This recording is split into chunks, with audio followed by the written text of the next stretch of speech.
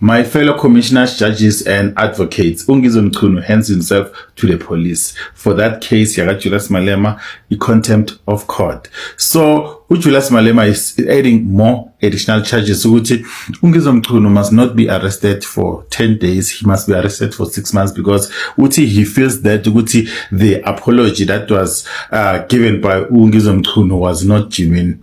And he feels he kept on defaming him more and more and more. So, Julius Malema, he keeps on shying on goal against his political party and himself. Because if we can put Ungizo Mchunu and Julius Malema, who's the real freedom fighter? Meanwhile, Julius Malema, on a 5-year sentence, angafuni ukuthi ayidosa. How can you put a person in jail, meanwhile when usabi jail? Who's the real freedom fighter? Let me know in the comment section. Iqhakaza ngaphandle ziyaxhosha abangani bazo babekiwe abangamashaji namhlanje abangani babo baqabula usuku nemini nongcwethu obumalema so manje kufuna kuboshwe mina ngizeni ngokulwa izwe loba kakhulu awuyobona sikhangisa ntombele zohlanga ummiso wamachati sengishilo uma abonga kakhulu ke leso sangizwe umculo abafethu Awata wakewa. Wakewa. Yeta wandi za bakuru nda. Lamanyala. Lamanyala ati. Angiphuthumele. Ngapha athi mangasha ofuna. Hayibo. Kushamanyala. Namuhla. Hayibo. Kewa. Abagcina indaba ezitha lapho ubhekene ne warrant of arrest ngase kuthiwa mhlawumbe ukhalelwa amasongo asigonyela uthini ngalokho ngixolisile nje ngeke ungihlise ngaphakathi ungibone ukuthi ngixolise ngokweqiniso noma ngeqiniso ngihloniphile inkantolo mina mayiqhubeka yona ufuna ukungibopha mina ngiyaqala mina ukubona inkantolo ezi-emotional because a court should be neutral, not have feelings. Manje ngabona sebefuna mina ngizani ngiguqe phansi ngiqhaza ngafunyile ukuze bebone ukuthi ngiyixolisile kuphelile lapho mabaqhubeka bona abangibophe kodwa ngizocela ukuthi mhlambe ngeze application yokuthi ngingcono ngiyoboshela emajele aseduze wasekhaya kwaZulu. Ngiyacela please ngoba mina not a coward, mina ngizokhala ngengane ngizokhala ngamuntu. Bayeke igebenga ezaqhumisa ibhamu le kwi-Western Cape kusitofu kombo. Bebe siqhakaza ngaphandle. I am sure senzwile ukuthi Ungizwe Mchunu uboshiwe for ama violations a court order anikezwa yona towards Julius Malema. So leyo violation isilethele ekuthenini kukhishwe i-warrant of arrest aboshwe. I'm sure siphumile emaphephandabeni nabona nje mhlawumbe nawo mabonakude bafethu. I-reason yale video ngiyenza ngoba angeneme ngale sehlakalo lesi yabona cause Ungizwe elinye iqhawelesu elimele lempi yabantu bokufika uyabona. And mawijulela lento ungayibuki ngehlo nje weekend ephezulu ujule uzobona ukuthi kahle kahle la uMalema the whole point of yonke lento aze amsuwe from the get go was to disturb March and March. The whole point was to disturb March and March.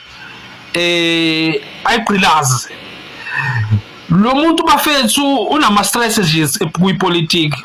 Ngizonikhumbuza ukuthi indlela akhipha ngayo uZuma was similar to this one. Uyabona? Umalema uyakwazi ukuthi akwenze ugcine ube behind bars. Usakunqobile. Ngiyakhumbula uZuma. Ngiyakhumbula ipressure waye applyer. Uyambona manje wenzani kumale kulokuzana kungizwe Mchunu. Niyambona. Lo muntu bafethu uyisitha lo muntu osuJulius Malema. Iqembu lakhe lizama ukudivide amaZulu namaTsonga. When March and March has nothing to do with ama tribes or anything related. Into edila neMarch and March abantu aba illegally abalanga ungekho emthethweni. Nabantu abanamaphepha angaqondile. Iyona into enziwa iMarch and March. I-EFF yenza lento ibe about ama tribes of which akukona. So bakwethu angazi mina ngempela into ezothiwa indaba kaMalema. Mina ngazi mina ngihlezi ngize ngisho kuzothiwa ngumuntu ononya noma nginjani. Mina ngifuna lokugula kumthathe kulate. Lokugula kwakhe kumbambile akumthathe. Ngoba manje usewuhlupho. Hayi. According to different social media reports and some media reports, Ngizwe Macingwane Mchunu has handed himself over to the police. This is after the court has issued a warrant of arrest 2 days ago. He was asked to apologize or face jail time. This was after the final court order was made where he failed to represent himself. Why that order must not be made final. That's one. Secondly, he was supposed to make an apology in the media and in front of people that he has made the allegation of Julius Malema getting 60 million from foreign nationals, including Nigerians, which he failed to do. He made a lame apology which didn't detail what he has said originally. That, as a result, was not a genuine apology. Hence, currently, Julius Malema has filed for a second contempt of court. The first one is the one that he has handed himself to the police for. Julius has filed a second contempt of court. People are saying, why is Julius Malema treating Ngizwe this way? He's treating him because he hates March and so on. This has nothing to do with politics. Because Julius has never, or EFF has never stopped March from marching. This country, we are all allowed to raise sharply contrast views. EFF has a view, Julius has a view, I have a view, you have a view, everybody has a view. Those views are protected by freedom of speech. As long as they're just views, you're allowed to raise them sharply, debate them. But the moment you start insulting each other, the moment you start lying about someone without facts, then that's a defamation case. And this is what Macingwane did. He used a platform to lie about Julius Malema, and he couldn't provide proof, because if he did, he would have taken it to court. Hence, today we are talking about him handing himself over to the police and possibly facing a second contempt of order judgment. People can say whatever they want to say. We are South Africans.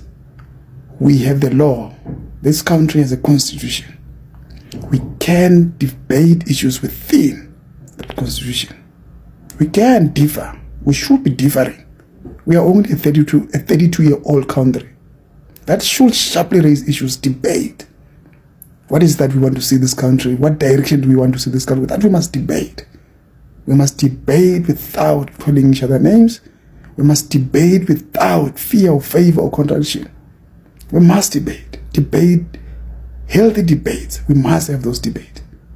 But the moment we start intimidating each other, that's no longer a debate. The moment we start lying about each other, that's no longer a debate.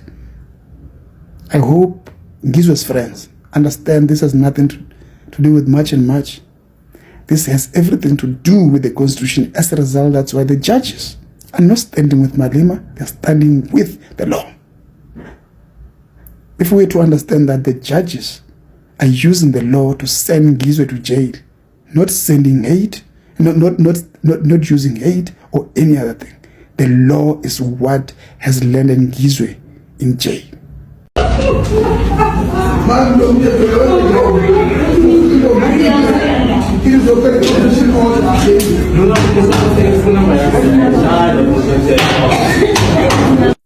Phakathi bengekho ukuyinikela bekuwukuthi ukuhlonipha umthetho njengoba kutholakalele ukuthi ngoLesihlanu ku-issuishwe i-warrant of arrest against mina kuleli cala leli lokuthi ngahudula lo mfana lo ngesiphunde ematsheni Yeah.